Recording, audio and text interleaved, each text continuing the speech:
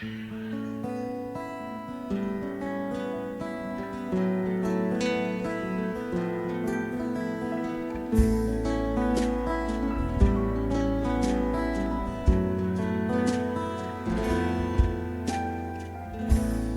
vez que eu penso em Jesus, meu coração se acende no meu peito.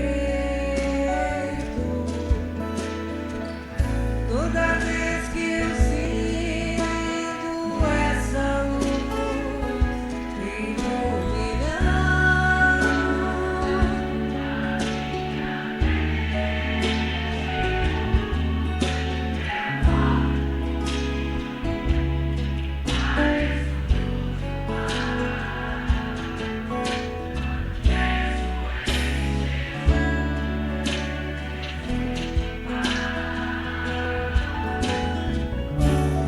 quando penso em Jesus, minha alma se perfuma numa doce vibração.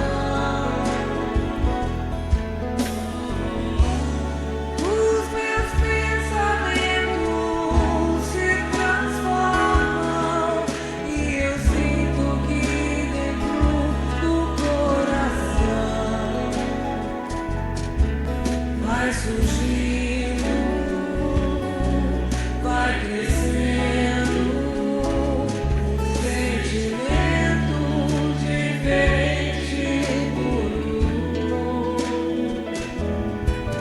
me enchendo, me levando, transcendendo todas as fronteiras.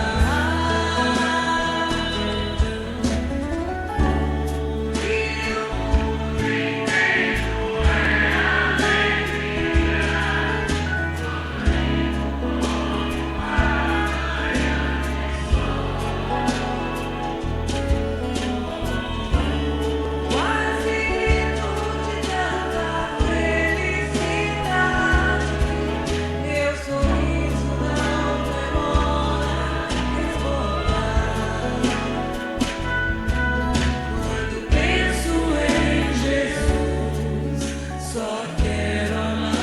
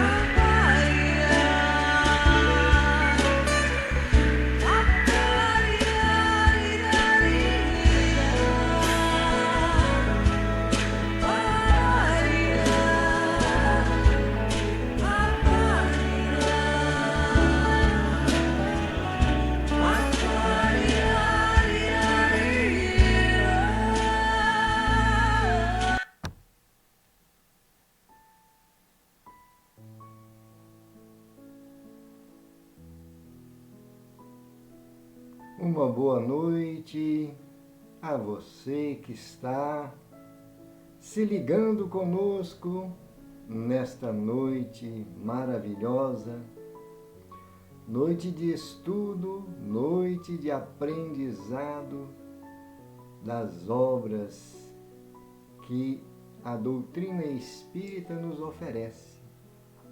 Aliás, sempre, não só nessa noite, mas sempre, deveremos de aproveitar cada momento para buscarmos conhecimento, buscarmos as luzes que essa doutrina traz a toda a humanidade. Seja bem-vindo, meu irmão, seja bem-vinda, minha irmã. Que a paz do nosso Mestre, Senhor Jesus, esteja em todos os corações. Com muita alegria estamos novamente prontos para ler e analisar essas lições que estão no livro Religião dos Espíritos e também no livro dos Espíritos. Porque o comentário que Emmanuel traz através da psicografia de Chico Xavier, neste livro, Religião dos Espíritos, ele comenta algumas questões que foram feitas por Allan Kardec no livro dos Espíritos. Surgiu esse livro, essa obra maravilhosa, graças ao grupo Comunhão Espírita Cristã da cidade de Uberaba. Então, o grupo selecionava as perguntas, comentava sobre o livro dos Espíritos e depois o Emmanuel trazia o seu comentário. Foi ao transcorrer do ano de 1959. E então hoje nós teremos uma lição muito importante, sempre atual. As lições que a doutrina, que o Evangelho de Jesus nos mostra, nos ensina, é sempre atual. Jamais ficarão ultrapassadas, não é? Mas então será uma lição muito importante para o nosso conhecimento e para o nosso aprimoramento, porque com certeza nós já tivemos alguma formação de ideias sobre o assunto, mas nós vamos aprender mais ainda, não é isso? E vamos então fazer uma prece, agradecendo a Deus, agradecendo a Jesus e agradecendo a companhia dos nossos mentores, anjos guardiães, espíritos amigos.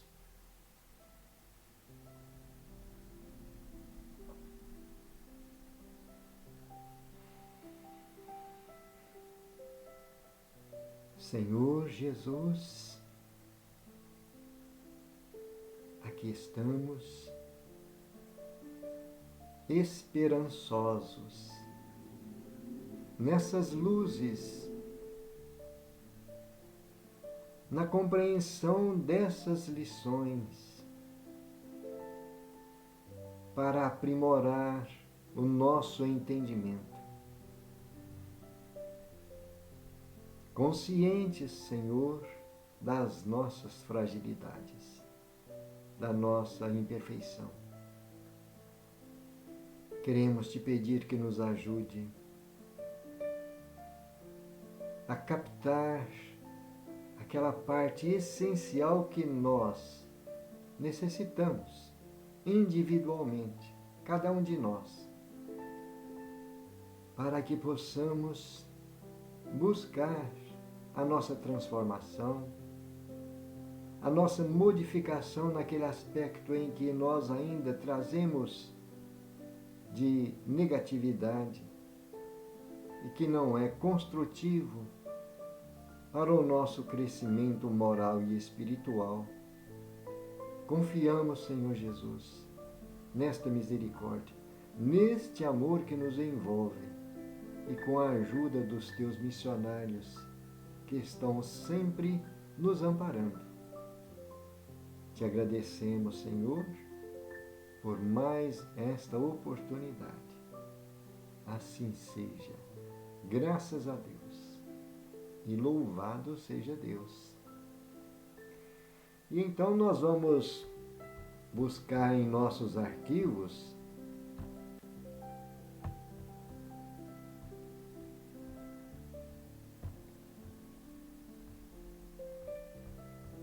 que está na questão 822 do Livro dos Espíritos, a lição do livro Religião dos Espíritos é a lição de número 19. O título é Corrigir. Reunião pública do dia 16 de março de 1959.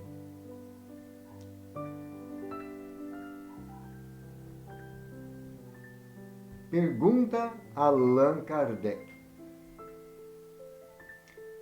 Sendo iguais perante a lei de Deus, devem os homens ser iguais também perante as leis humanas? Resposta.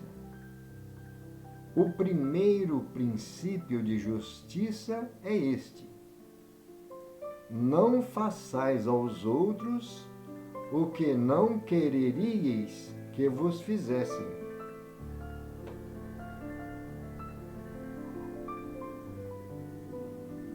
Subpergunta, ou 822A. Assim sendo, uma legislação para ser perfeitamente justa deve consagrar a igualdade dos direitos do homem e da mulher? Resposta. Dos direitos, sim. Das funções, não.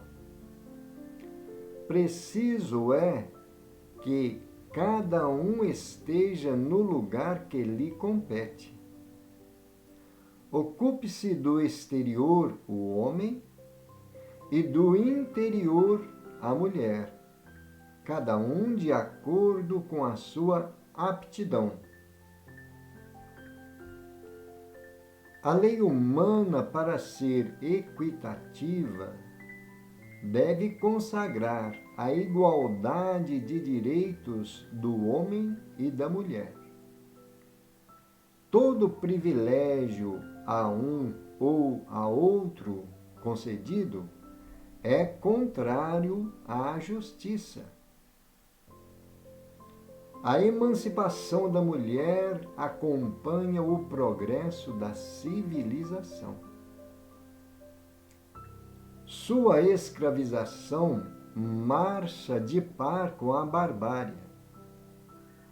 Os sexos, além disso, só existem na organização física, visto que os espíritos podem encarnar num e noutro. Sob esse aspecto, nenhuma diferença há entre eles. Devem, por conseguinte, gozar dos mesmos direitos.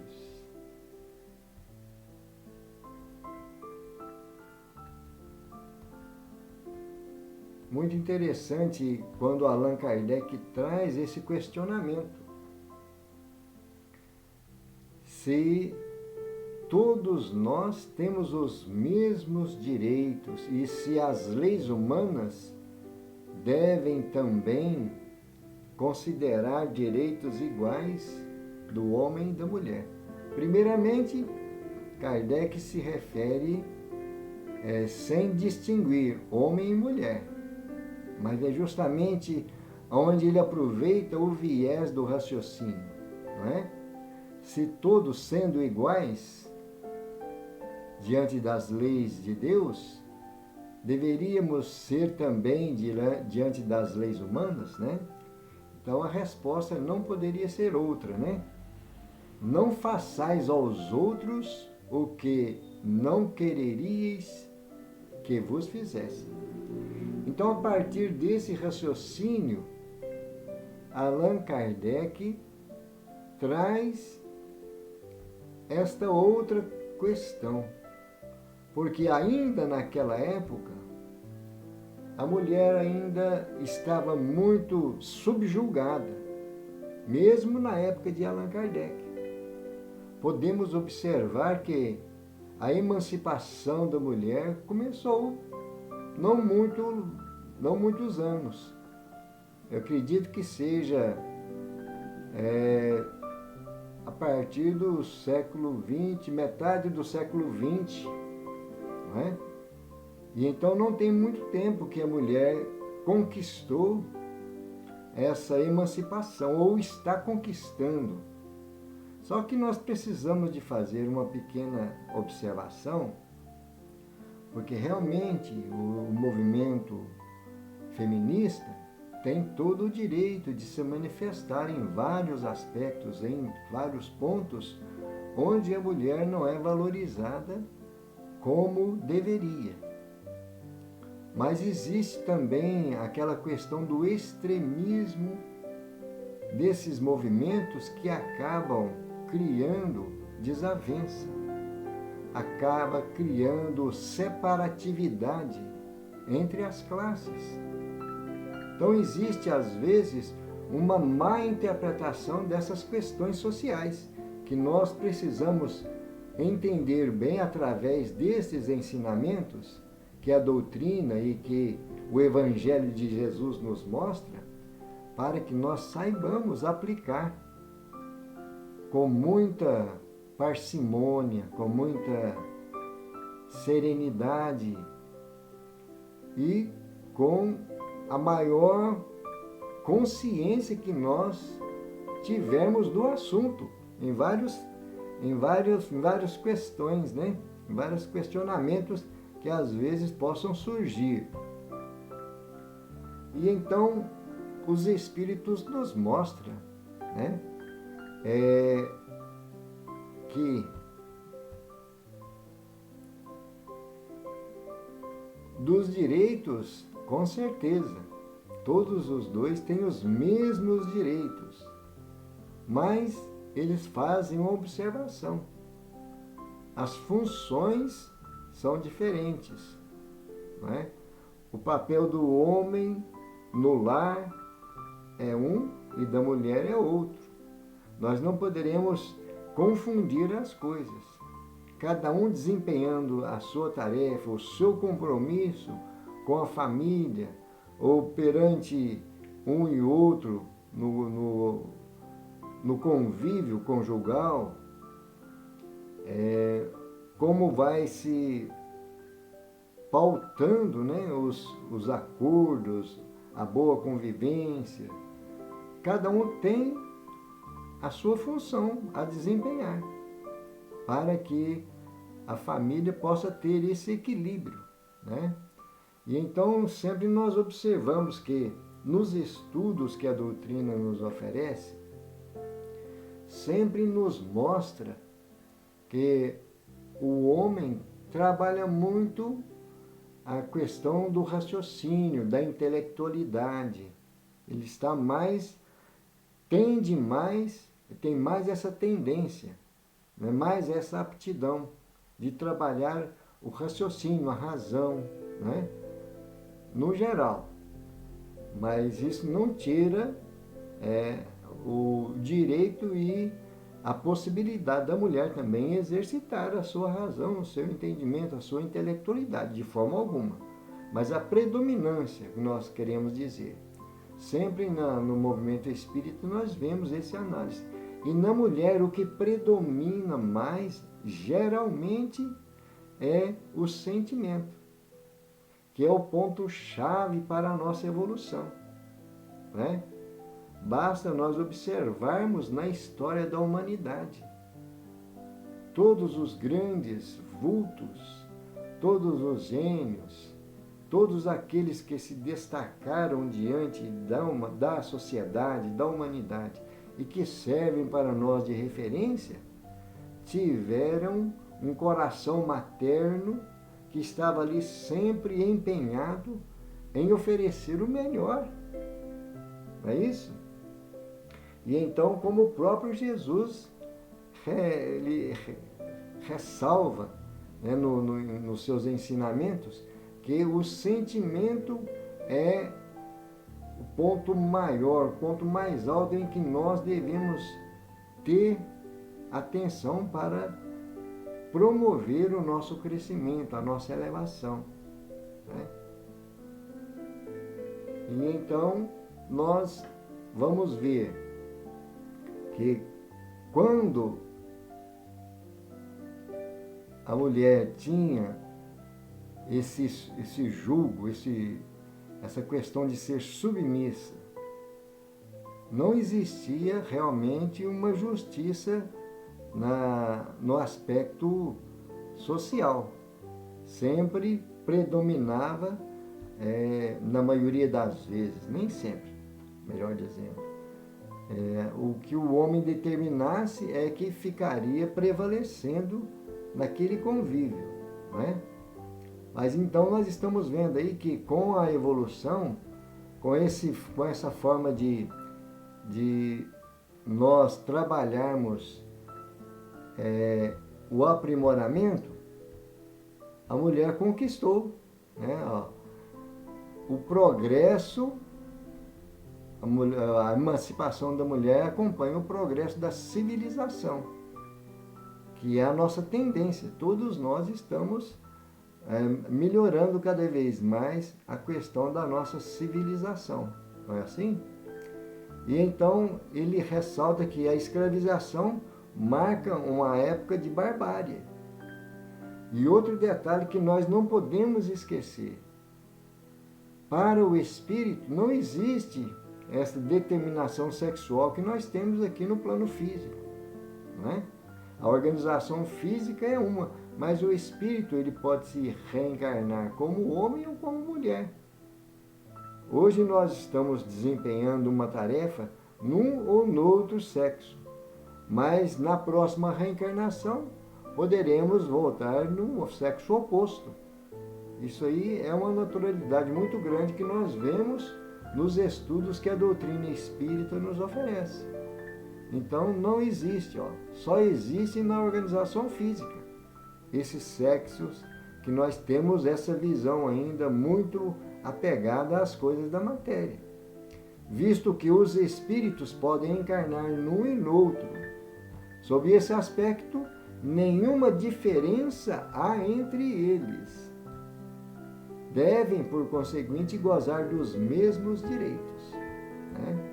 Muito claro. E nós precisamos lembrar sempre, quando se trata de alguma questão polêmica, o que Jesus trazia de esclarecimento a esse respeito. Uma das primeiras manifestações que Jesus trouxe de atenção e de respeito à mulher foi o encontro que ele teve com aquela mulher no poço de Jacó, aquela samaritana. E então, na época, existia um preconceito muito grande, principalmente entre as classes dos judeus com relação aos samaritanos. Tanto que a mulher fala para Jesus, porque Jesus pede a ela um copo d'água, pede para matar a sede com aquela água. Ela foi buscar água no poço. E a mulher então responde: tu és judeu e eu sou samaritana. O que eles vão dizer de nós? Olha o preconceito que existia naquela época. Já naquela época, né? E então Jesus dá aquela lição de maior civilidade, de igualdade, né?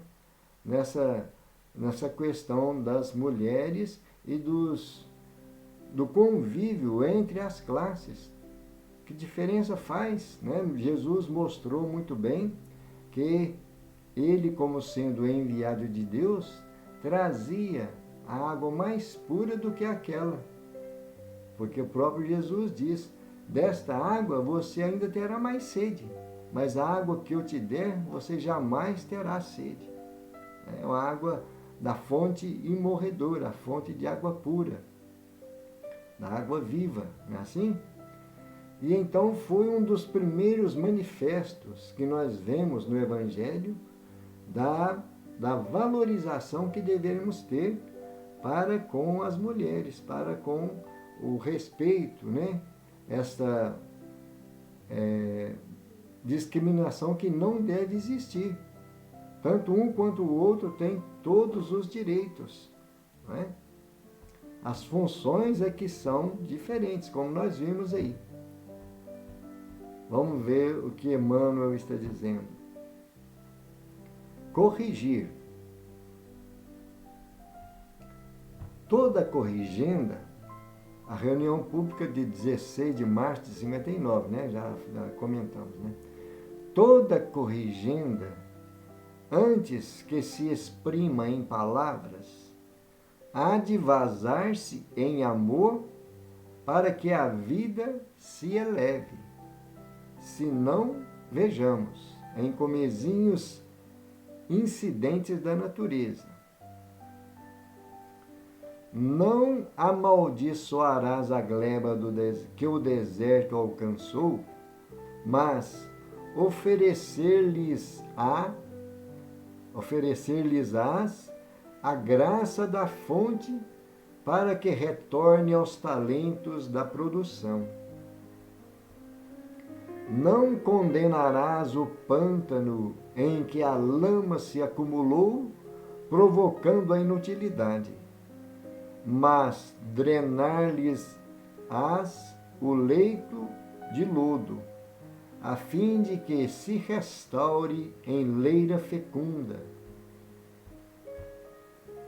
Não reprovarás simplesmente a veste que os detritos desfiguram, mas mergulhá-la-ás na água pura, recompondo-lhe a forma para a bênção da serventia.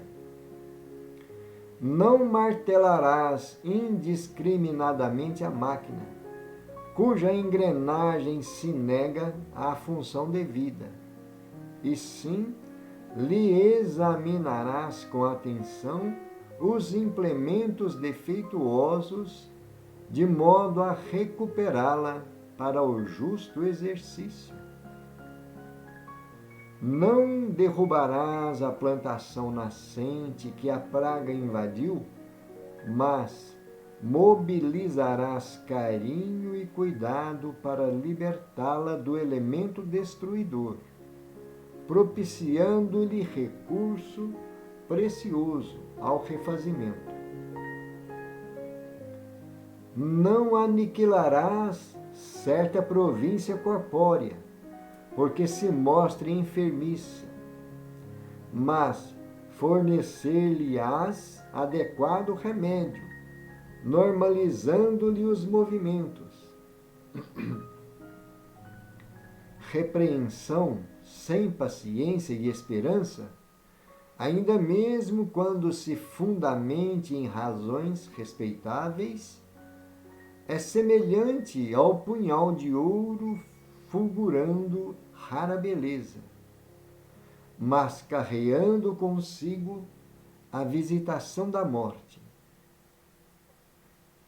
Corrigir é ensinar, e ensinar será repetir a lição com bondade e entendimento, tantas vezes quantas se fizerem necessárias. Unge-te, pois, de compaixão, se desejas retificar e servir. Lembra-te de que o próprio Cristo, embora portador de sublimes revelações no tope do monte, antes de ministrar a verdade à mente dos ouvintes sequiosos de luz, ao reparar-lhe a fome do corpo, deu-lhes compassivo um pedaço de pão.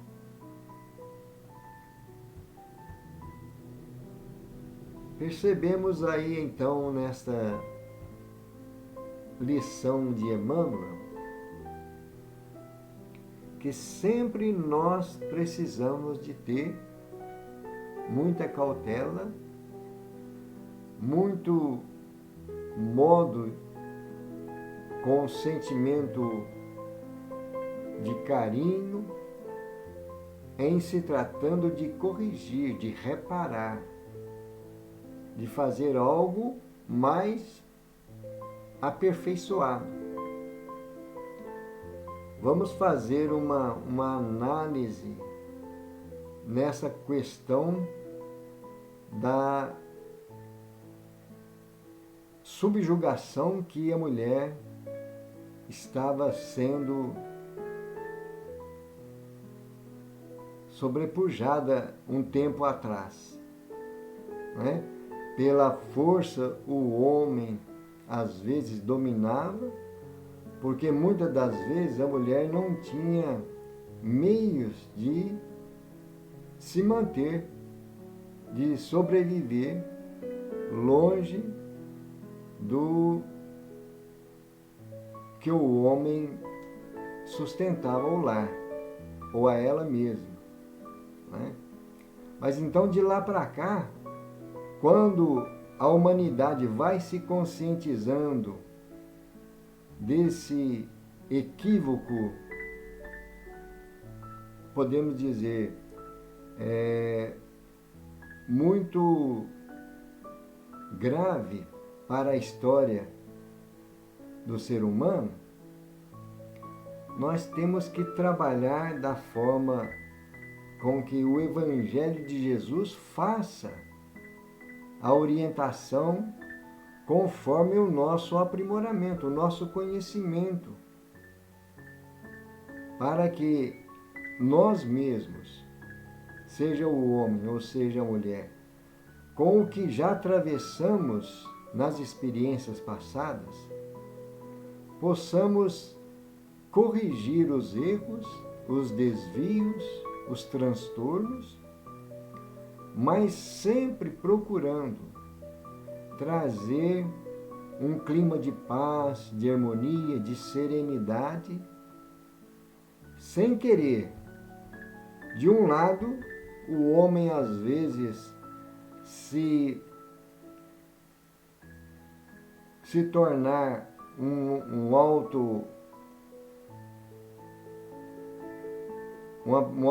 se autopenalizar, porque ele estará de uma forma se massacrando interiormente pelos erros que já tenha cometido, né? Com certeza, todo erro precisa ser corrigido. Mas nós entendermos que somos seres errantes, imperfeitos, e porque trazemos às vezes da cultura, dos costumes, né? Situações que ficaram muito enraizadas no nosso subconsciente, nós agimos muitas vezes de forma automática, instintiva, sem o discernimento preciso, porque está nos costumes da sociedade, não é?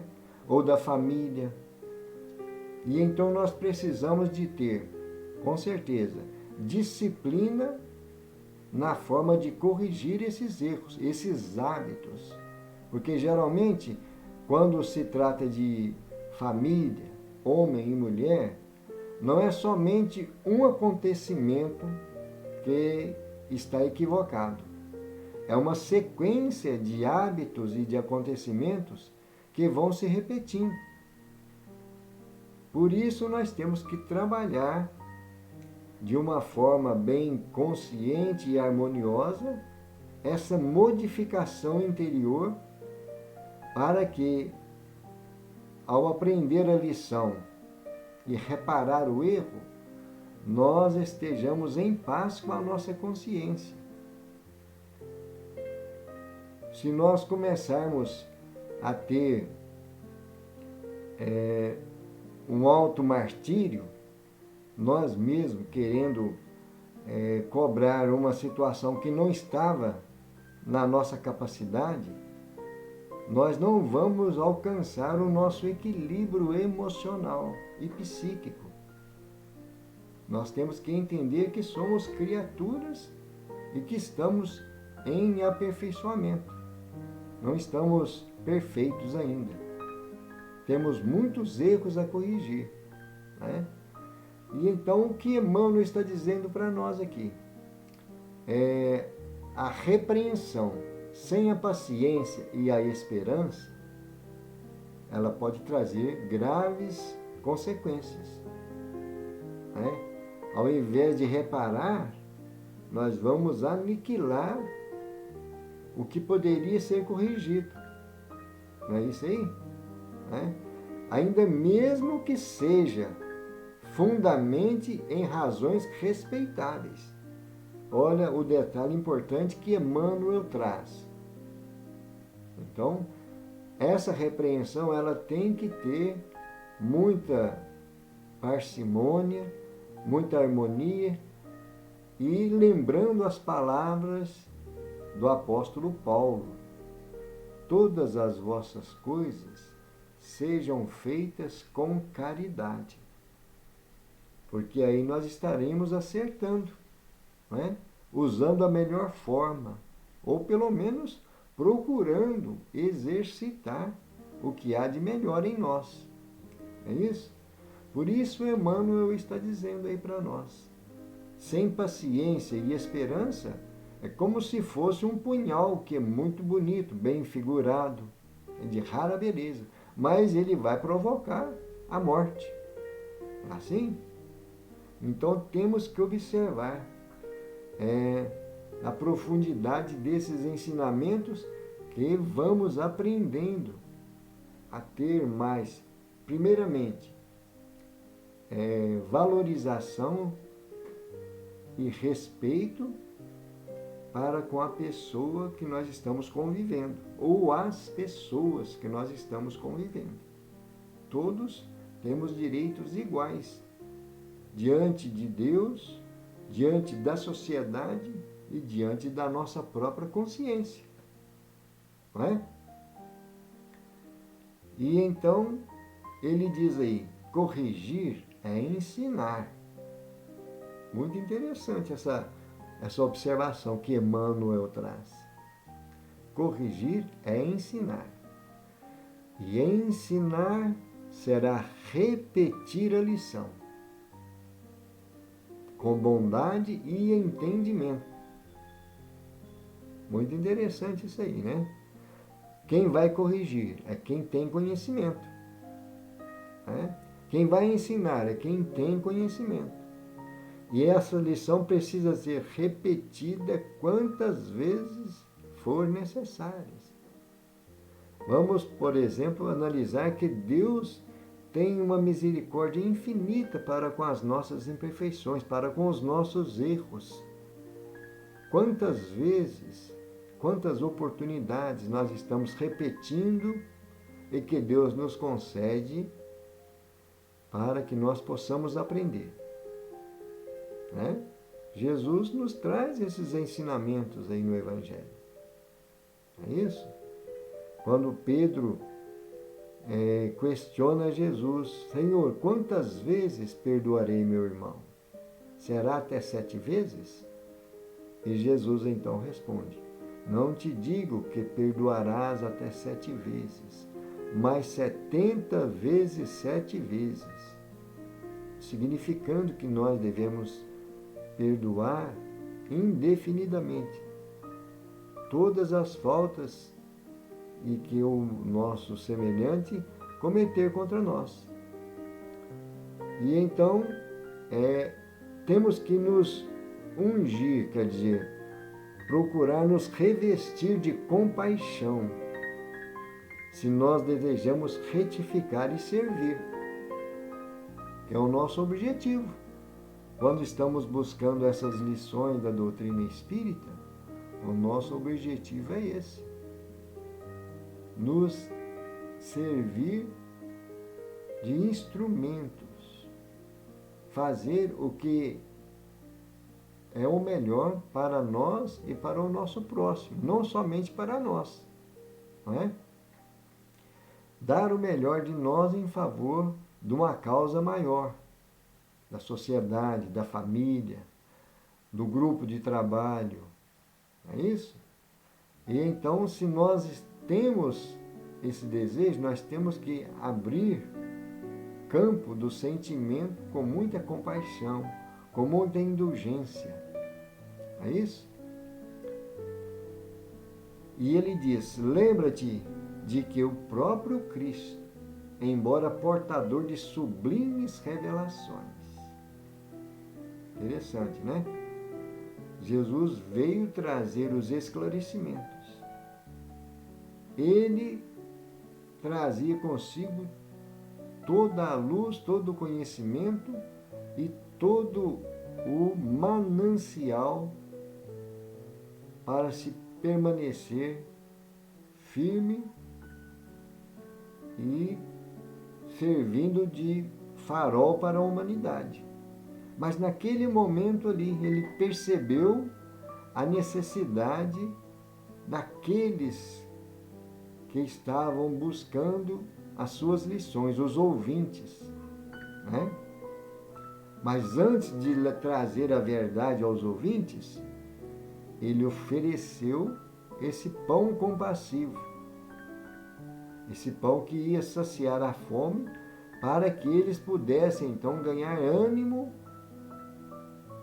porque nós temos o nosso corpo como instrumento. E quando o instrumento não está fortalecido, o espírito pode, às vezes, ter dificuldades de desempenhar bem a sua função, porque está ligado ao corpo. Não é isso? E então saciou a fome desses que o seguiam, para depois apresentar-lhe o pão espiritual. Essa luz que iria iluminar as mentes e os corações. Né? Então precisamos sempre, na pesquisa, na busca, no estudo, na meditação, aquilo que a nossa consciência está nos mostrando. É isso?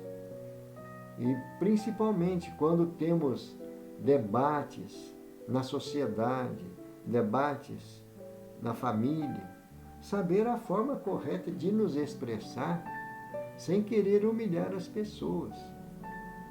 Mesmo que venhamos a ter razão, e vamos fazer uma observação aqui, em muitos debates, a mulher sempre se sobressai, porque além de ter um raciocínio mais lógico com a sua função de mulher, a capacidade que ela tem de desempenhar a sua função, ela também está dotada de sentimento mais elevado, no sentido de que ela tem a receptividade dessas energias do sentimento com mais facilidade do que o homem. Não é? E então, no diálogo, no debate, na troca de ideias, não deixar que as tendências possam fazer com que os ânimos fiquem acirrados, porque isso então vai acabar o diálogo. Tem que ter harmonia, tem que ter paciência. Enquanto um fala, o outro deve ouvir com calma, esperar o momento certo para se expressar. É isso? Então são situações que nós aprendemos com a doutrina. E muitas vezes nós temos uma certa dificuldade de esperar a outra pessoa terminar o que tem para falar, para depois nós fazer a nossa observação. Muitas das vezes a pessoa nem terminou a frase e nós já estamos dando a resposta que está na nossa cabeça. Né? E com os ânimos acirrados, com as emoções todas desequilibradas, jamais vai existir um equilíbrio, uma harmonia nesse diálogo. E um resultado positivo para ambos os lados. Né? Como nós vimos aí o direito são iguais. Os direitos são iguais dos dois lados. É isso?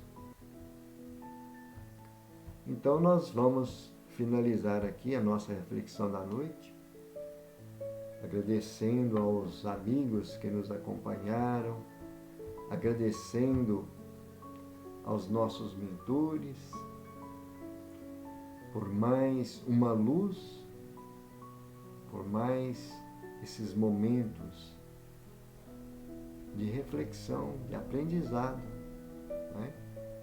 E vamos aproveitar agora os momentos finais para vibrarmos, já que nós tivemos um assunto tão importante que se retrata no convívio familiar ou na sociedade, vibrando luz para ambos, marido, mulher, pais, filhos, que possamos aprender esse caminho da harmonia, da fraternidade e da caridade acima de tudo. Pedindo aos bons espíritos, aos mentores, que nos ajudem nessa busca, nesse desejo de oferecer o melhor em favor do próximo. E sempre lembrando esta frase que os espíritos disseram a Kardec: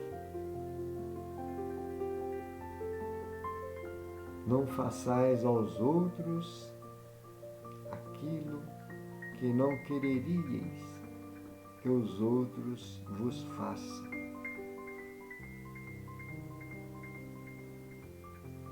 Senhor Jesus,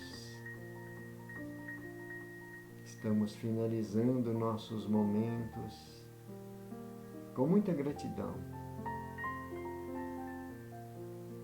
renovados em nosso propósito de nos melhorar, pedindo que nos ajude, que nos ampare e abençoe todos os lares, todas as famílias, os cônjuges e também aqueles que defendem os seus direitos na sociedade, nas leis. Que a tua luz possa iluminar o pensamento e o sentimento de cada um, Senhor. Obrigado, Senhor Jesus, que a tua paz permaneça. Assim seja. Graças a Deus e louvado seja Deus. Queridos irmãos, queridas irmãs, estamos então chegando ao fim. Com muita gratidão pela companhia de todos, pelas vibrações, pela oportunidade de estarmos juntos. Esperamos que possamos nos encontrar em breve. Muita paz a todos, que Jesus nos abençoe. Gratidão.